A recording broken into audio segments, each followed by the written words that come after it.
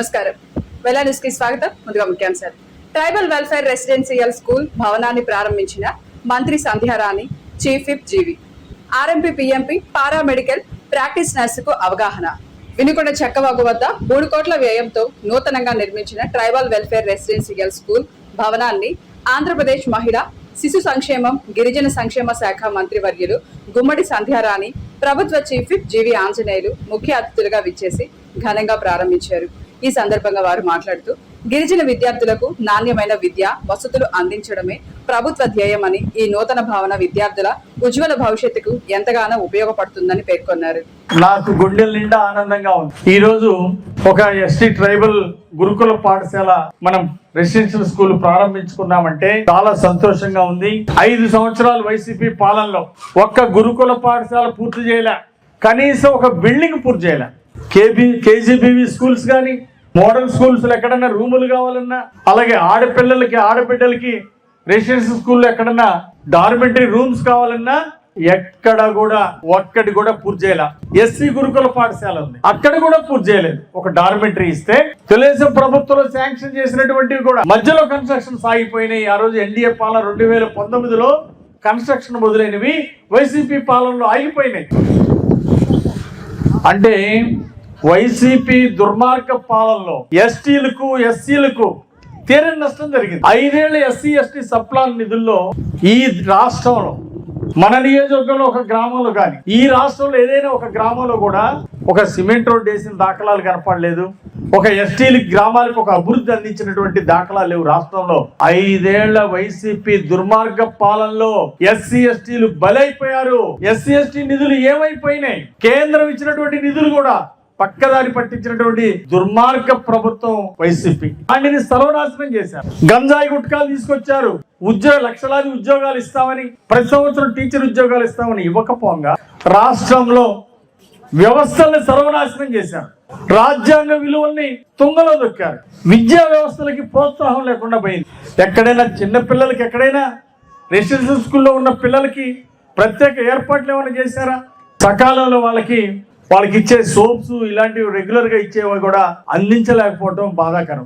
వ్యవస్థలను నాశనం చేసినటువంటి వైసీపీ పాలనలో, జగన్మోహన్ రెడ్డి పాలనలో ఎస్సీ ఎస్టీలు చాలా నష్టపోయారు. ఉన్న పరిశ్రమలు పక్క రాష్ట్రాలకు వెళ్ళిపోయినాయి. నిరుద్యోగ యువత పెరిగిపోయింది 5 ఏళ్ళు వైసీపీ పాలనలో. ఈరోజు మళ్ళీ ఎన్డీఏ పాలన వచ్చినాక మళ్ళీ ఎన్డీఏ బ్రాండ్ అంటే ఆంధ్రప్రదేశ్, ఎన్డీఏ ప్రభుత్వం అంటే ఆంధ్రప్రదేశ్ రాష్ట్రం అంటే స్వర్ణాంధ్ర దిశగా ముందుకెళ్తున్న రాష్ట్రంగా దూసుకుపోతా ఉంది. ముఖ్యమంత్రి చంద్రబాబు గారు రాత్రింబవళ్ళు అభివృద్ధి కోసం కృషి చేస్తున్నారు.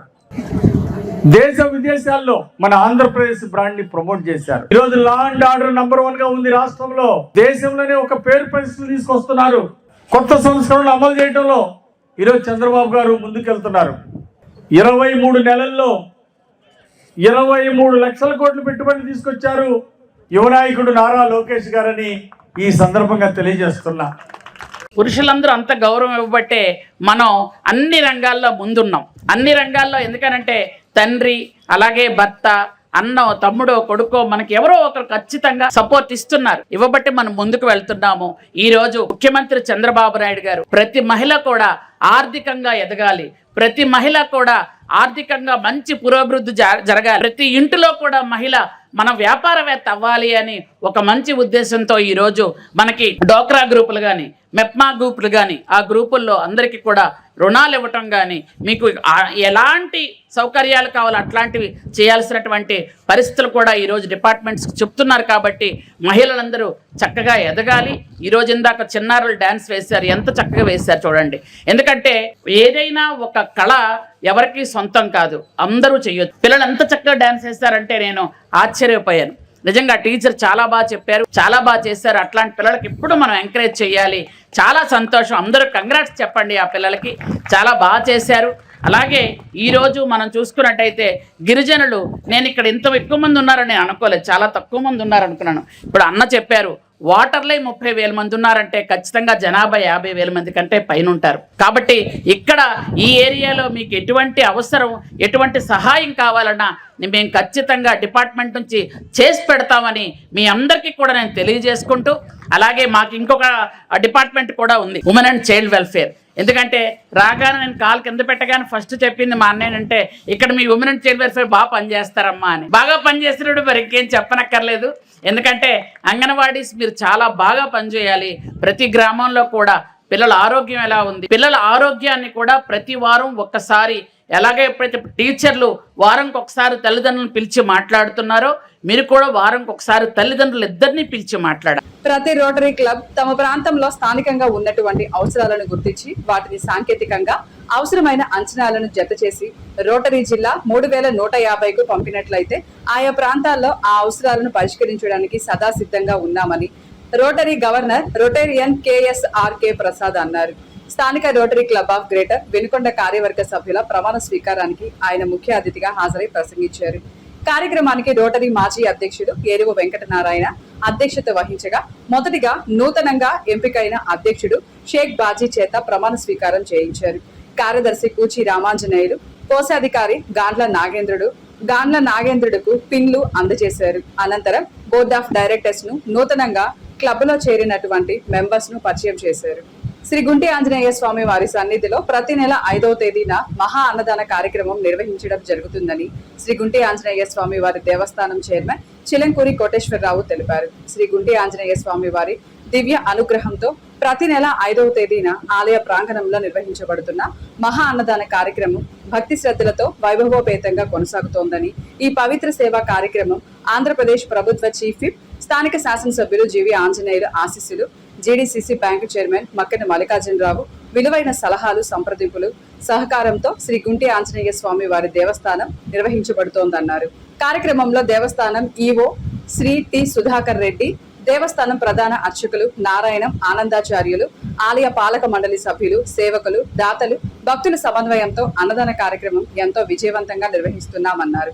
అన్నదానం మహాదానం అనే మన భారతీయ సనాతన ధర్మాన్ని ఆచరిస్తూ ప్రతి నెల వందలాది మంది భక్తులకు స్వామివారి ప్రసాదాన్ని ప్రేమతో వడ్డించడం ద్వారా దైవ సేవతో పాటు మానవ సేవ కూడా చేస్తున్నామన్నారు. ఈ అన్నదానంలో పాల్గొనే ప్రతి భక్తుడు స్వామివారి అనుగ్రహానికి పాత్రుడవుతాడనే విశ్వాసంతో భక్తులు పెద్ద సంఖ్యలో హాజరై స్వామివారి ప్రసాదాన్ని స్వీకరిస్తున్నారని ఈ సందర్భంగా తెలియజేశారు. వెనుకొండ నియోజకవర్గ ఆర్ఎంపీ పిఎంపీ పారామెడికల్ ప్రాక్టీషనర్స్ కు అవగాహన కార్యక్రమం స్థానిక వెల్లటూరు రోడ్డులోని నాగార్జున గ్రాండ్ రెసిడెన్సీలో ఏర్పాటు చేశారు. కార్యక్రమానికి ఆర్ఎంపీ పిఎంపీ నాయకులు పాసం నాగమల్లేశ్వరరావు అధ్యక్షత వహించగా గుంటూరు శివ హాస్పిటల్స్ వైద్యులు డాక్టర్ శివ నాగేందర్ రెడ్డి, ఎం మాధవిలత, ధన్యూష్ రెడ్డి, అనుష దీప్తి, తిరుమూరు దివ్యలు ముఖ్య అతిథులుగా విచ్చేసి రానున్న రోజుల్లో గ్రామీణ ప్రాంతాల్లో వచ్చే వ్యాధులపై ఎటువంటి శ్రద్ధ తీసుకోవాల్సిన ట్రీట్మెంట్ గురించి క్షుణ్ణంగా వివరించారు. అనంతరం శివ హాస్పిటల్స్ ఆధ్వర్యంలో ఈ సంవత్సరంలో మృతి చెందిన ఆర్ఎంపీల కుటుంబాలకు ఆర్థిక సహాయం అందజేశారు. అనంతరం ముఖ్య అతిథులుగా విచ్చేసిన డాక్టర్లను ఆర్ఎంపీ పిఎంపీలు దుశాల్వాలతో ఘనంగా సత్కరించారు.